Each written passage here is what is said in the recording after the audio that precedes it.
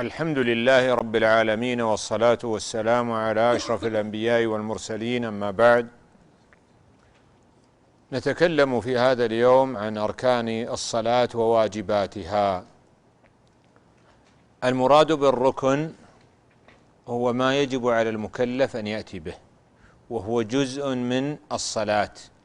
من تركه عمدا بطلت صلاته، ومن تركه نسيانا عاد فأتى به، فإن كان في نفس الركعة عاد إليه وأتى به وأتى بما بعده، وإن فرغت الركعة التي نسي فيها الركن أسقط تلك الركعة وأتى بركعة تحل محلها. هذا الركن. أما الواجب فإنه إذا تركه الإنسان نسيانا سقط، ويجبره بسجود السهو. قال المؤلف: أركان الصلاة 12. القيام، لقول النبي صلى الله عليه وسلم للمسيء في صلاته: إذا قمت، وفي لفظ قم. والثاني تكبيرة الإحرام التي تكون في أول الصلاة. والثالث قراءة الفاتحة، يعني بالنسبة للإمام والمنفرد. والرابع الركوع. والخامس الرفع من الركوع. والسادس السجود. والسابع الجلوس بين السجدتين. والثامن الطمأنينة في الأركان. والتاسع التشهد الأخير. والعاشر الجلوس له. والحادي عشر التسليمة الأولى. أما التسليمة الثانية فالمشهور أنها سنة وليست بركن ولا واجب. قال: وترتيبها، يعني ترتيب الأركان على ما ذكرنا. وكذلك لا بد من أما الطمأنينة فقد ذكرناها فيما مضى. وأما الواجبات التي تجب على المكلف فإذا تركها نسيانا لم تبطل صلاته ولم يعد للإتيان به. الواجبات قال 7: جميع التكبيرات غير تكبيرة الإحرام. لو قدر أن إنسانا تركها نسيانا فإنه حينئذ لا يعود للإتيان بها. كذلك التسبيح، والتسبيح في الركوع والسجود، والواجب مرة واحدة، وما زاد على ذلك فإنه مستحب. هكذا أيضا قول سمع الله لمن حمده وربنا ولك الحمد عند الرفع من الركوع، لا للإمام ولا للمنفرد. والفقهاء يقولون: من الواجب في الصلاة أن يقول بين السجدتين: رب اغفر لي. وبعض أهل العلم قال: الواجب دعاء، بأي دعاء دعا فإنه يجزئه. وقال آخرون بأنه لا يجب شيء من الدعاء بين السجدتين، وإنما يستحب. الواجب الآخر من واجبات الصلاة التشهد الأول، فلو قدر أنه استتم قائما وكان قد ترك التشهد الأول فإنه يمضي في صلاته ولا يجوز له أن يرجع. والصلاة على النبي صلى الله عليه وسلم في التشهد الأخير قالوا هذا من الواجبات، وبعض أهل العلم يعده من الأركان. فهذه الأمور السابقة سواء كانت واجبات أو أركانا إذا تركها المكلف عمدا فإن الصلاة تبطل. أما إذا ترك الواجبات سهوا فإنه يجبرها بسجود السهو. ما عدا هذه الأفعال السابقة فإنه يعتبر من السنن، يجوز فعله ويجوز تركه، ولا تبطل الصلاة بترك هذه السنن، ولا يجب السجود لسهوها. ذكر المؤلف بعد ذلك أحكام سجود السهو. وأسباب سجود السهو 3: الأول زيادة فعل من جنس الصلاة، كما لو زاد ركعة ثانية في ركعته، أو سجدة ثالثة، أو أتى بركن، فحينئذ إن كانت هذه الزيادة عمدا فإن الصلاة تبطل بها، وإن كانت هذه الزيادة سهوا فإنه يسجد لسجود السهو. ولو قدر أنه قام لركعة خامسة وجب عليه أن يعود ولا يجوز له الاستمرار، فإن ذكر وهو في أثناء الركعة الزائدة فإنه يجلس في الحال ولا يكمل ركعته. إذا سهى في الصلاة بالزيادة فإنه حينئذ يشرع له أن يسجد سجود السهو، ويكون سجود السهو قبل السلام في مذهب جماهير أهل العلم. إذا سلم عن نقص في صلاته، صلى ركعتين ثم سلم، فإنه إذا ذكر قريبا أتى بما بقي عليه من الصلاة ثم يسجد. لو زاد في الصلاة فعلا ليس من جنس الصلاة فحينئذ تبطل الصلاة به سواء كان عمدا. حين قال ولو فعل ما ليس من جنس الصلاة لاستوى عمده وسهوه، وبالتالي فإن كان كثيرا فإنه يبطل الصلاة لأنه يصبح حينئذ لاعبا بصلاته، وإن كان فعلا يسيرا فإنه يعفى عنه. ومن أمثلة فعل النبي صلى الله عليه وسلم بفتح الباب لعائشة وحملها أمامة. النوع الثاني من أنواع السهو في الصلاة النقصان، فإذا ترك واجبا من واجبات الصلاة فحينئذ يجبره بدم. مثال ذلك ترك التشهد الأول واستتم قائما، نقول لا يجوز له الرجوع. كيف يترك الركن الجديد وهو القيام من أجل واجب فاته؟ وإنما يجبره بسجود السهو.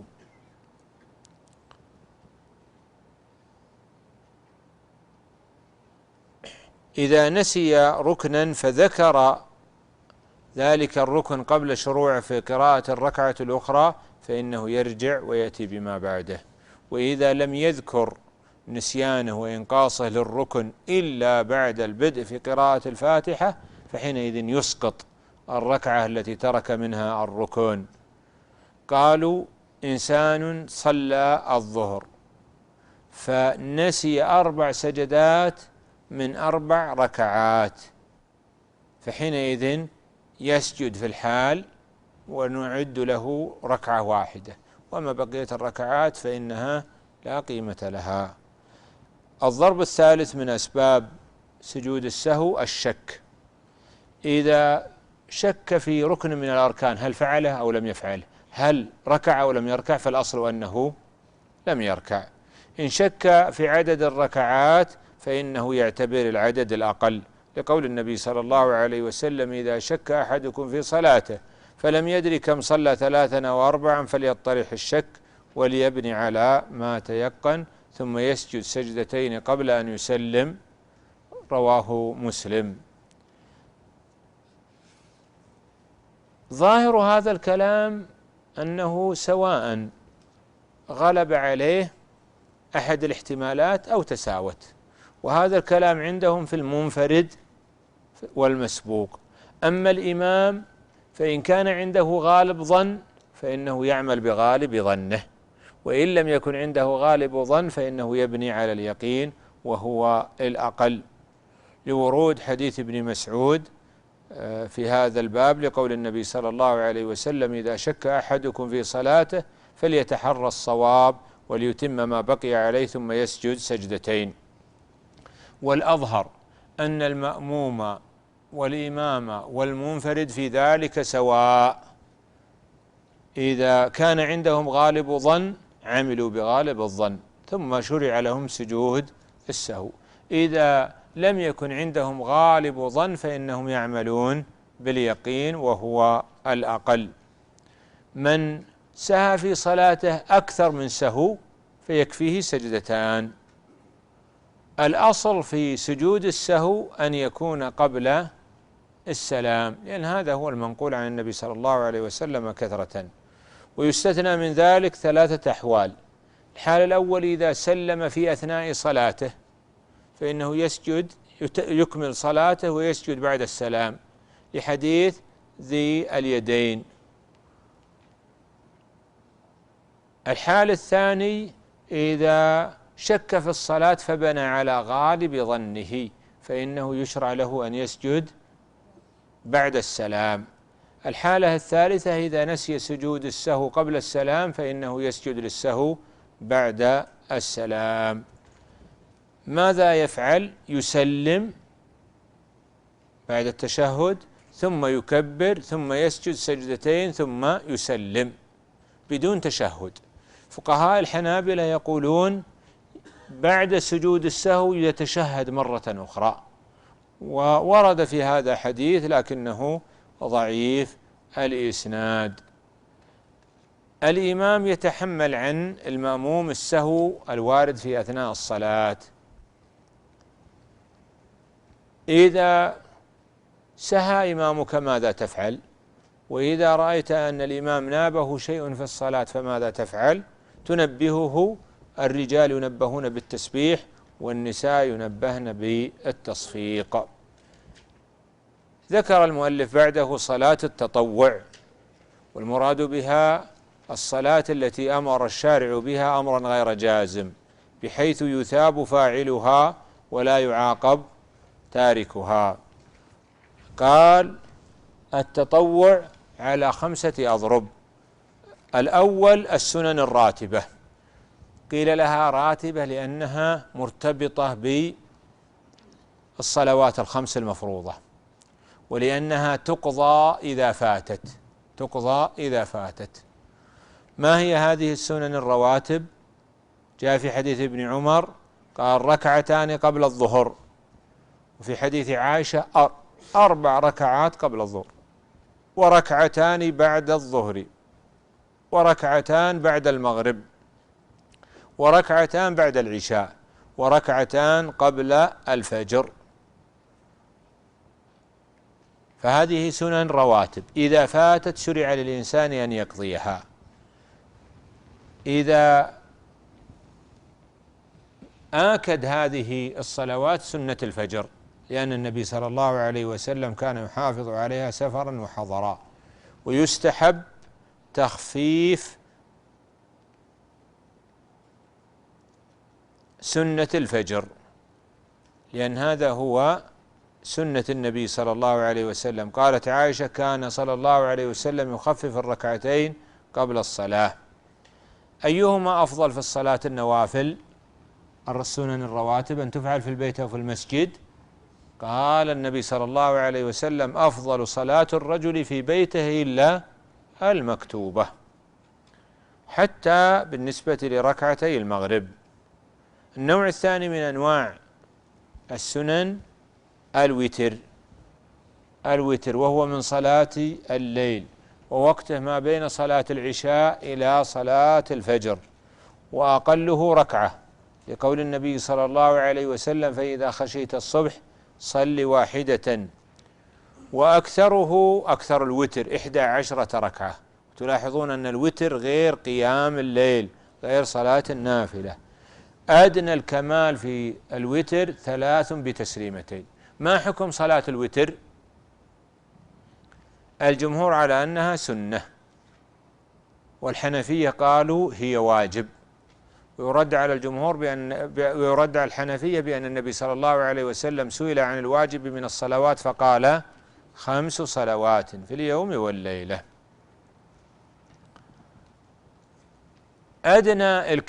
أقل الوتر 1، وأدنى الكمال فيه 3 ركعات بتسليمتين، يصلي 2 ثم يسلم ثم يصلي 1، وقد يصليها ب3 سردا بدون تسليم ولا تشهد، وقد يصليها 3 كالمغرب، والنهي عن هذا لم يثبت عن النبي صلى الله عليه وسلم.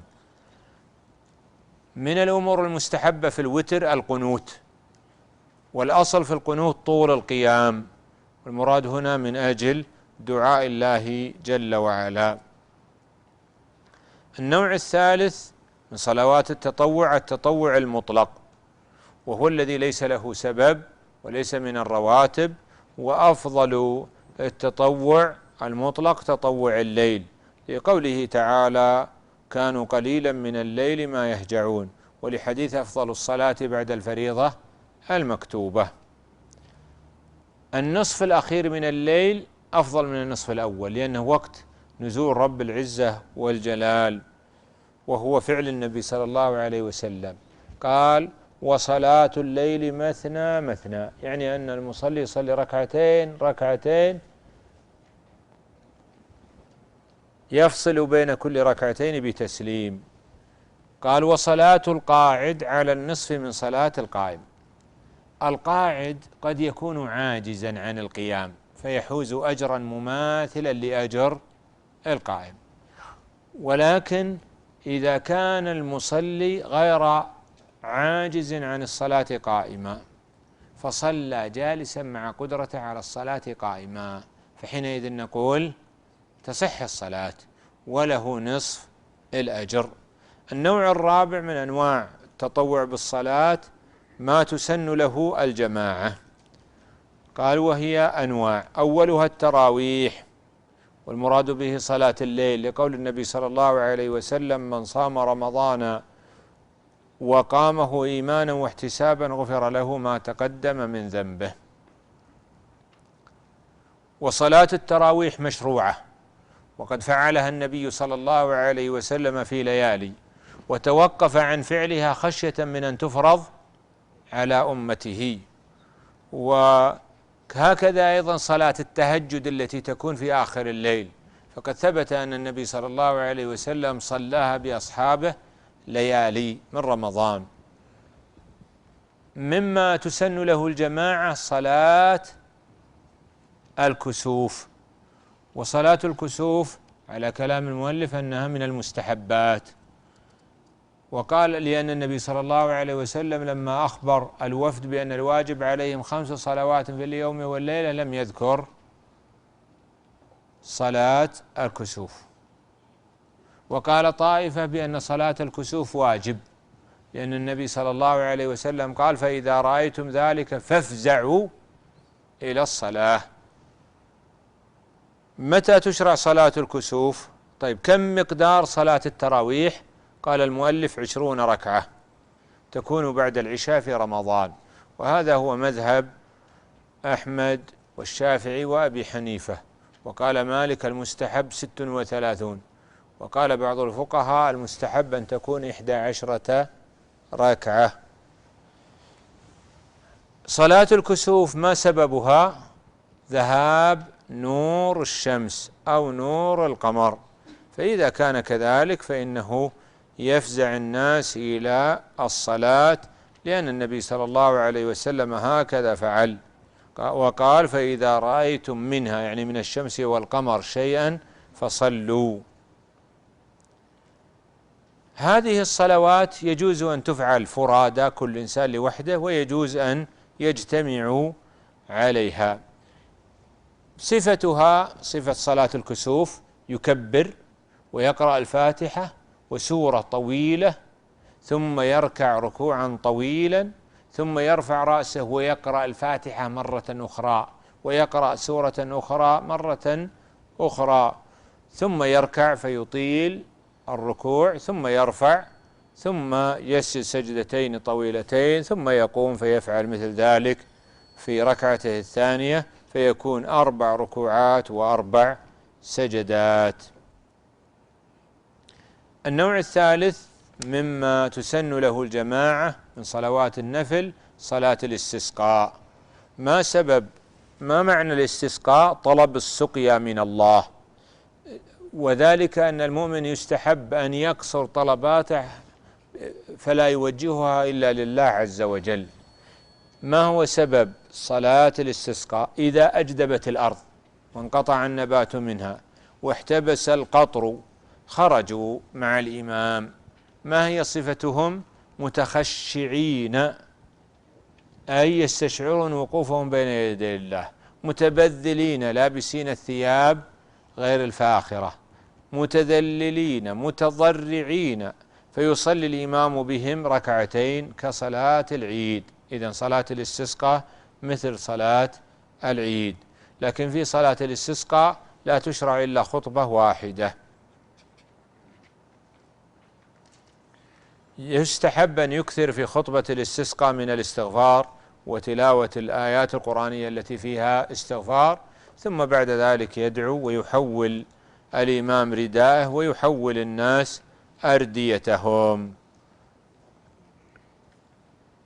قال: وإن خرج معهم أهل الذمة لم يمنعوا. لو قالوا نريد أن نخرج معكم لأن نقص المياه مصيبة على المسلمين وعلى غير المسلمين، فلو قالوا نخرج معكم للدعاء فلا بأس، لكن يكونون في وحدهم. أما إذا أرادوا أن يخرجوا وحدهم فإنهم يمنعون من هذا. النوع الخامس من صلوات النوافل سجود التلاوة، وذلك أن هناك 15 موطنا في القرآن فيها آية سجدة، فيها ذكر للسجدة، والسجود يكون في آخر الآية. وقال المؤلف 14 سجدة لأنهم لا يعتبرون سجدة صاد من السجدات المشروعة. منها في الحج سجدتان.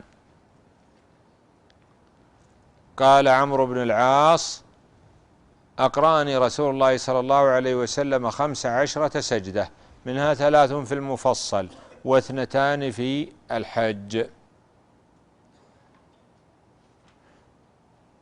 قال: ويسن السجود للتالي، يعني الذي يتلو يستحب له عند المرور بآية السجدة أن يسجد، وهكذا المستمع وهو القاصد للسماع، سماع الآيات القرآنية، إذا ذكروا السجود شرع له أن يسجد معهم دون السامع. من سمع قراءة القارئ بدون أن يقصدها فإنه لا يشرع له تكبير سجود التلاوة. ما صفة سجود التلاوة؟ قالوا: يكبر ثم يسجد ثم يرفع ثم يسلم. وقال طائفة بأنه لا يفعل هذه الأفعال. لماذا وجد هذا الخلاف؟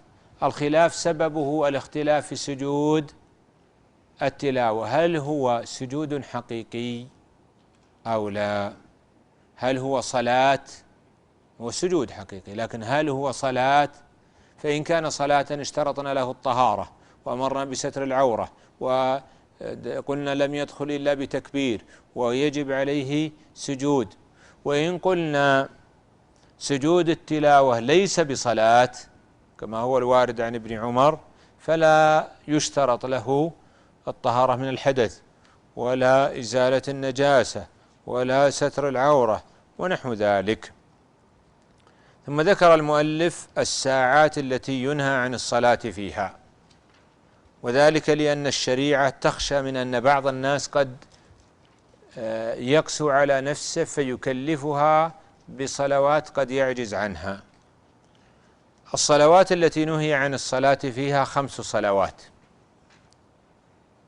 الأوقات التي نهي عن الصلوات فيها 5 أوقات. الوقت الأول من طلوع الفجر حتى بدء طلوع الشمس، ويستثنى من ذلك سنة الفجر وصلاة الفجر. الوقت الثاني من أوقات النهي من بدء طلوع الشمس إلى ارتفاعها، فإذا ارتفعت حينئذ يزول وقت النهي. الوقت الثالث عند توسط الشمس في كبد السماء حتى تزول، وهذا وقت مضيق. الوقت الرابع من بعد صلاة العصر، كل بحسبه، حتى قبيل غروب الشمس. الوقت الخامس من بدء غروب الشمس إلى زوالها بالكلية، وهذا وقت نهي. فهذه الصلوات لا يصلى فيها تطوعا. وجاء في حديث ابن عباس قال: لا صلاة بعد الصبح حتى ترتفع الشمس، ولا صلاة بعد العصر حتى تغرب الشمس. يستثنى من ذلك مسائل يجوز فعل الصلاة فيها في هذه الأوقات. 1: إعادة الجماعة إذا أقيمت الصلاة وهو في المسجد ولو كان قد صلى قبل ذلك، فهذا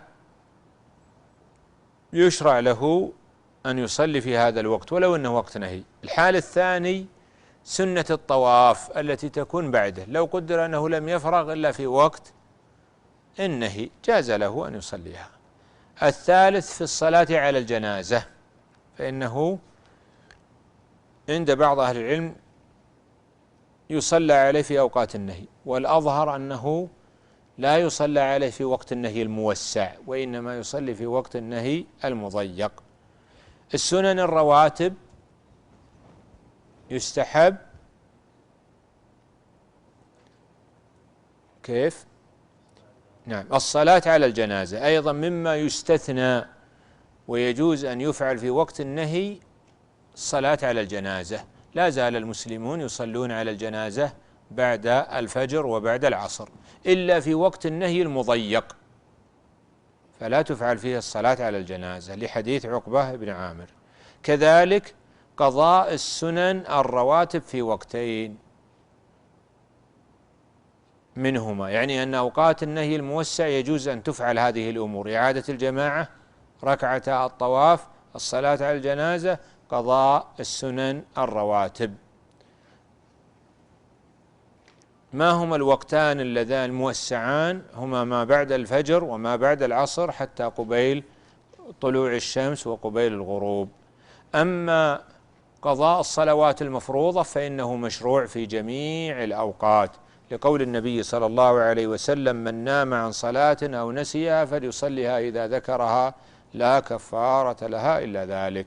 لعلنا نقف على هذا. أسأل الله جل وعلا لي ولكم توفيقا لخيري الدنيا والآخرة، وأسأله جل وعلا أن يصلح أحوال الأمة وأن يردهم إلى دينه ردا جميلا. هذا والله أعلم، وصلى الله على نبينا محمد وعلى آله وصحبه أجمعين.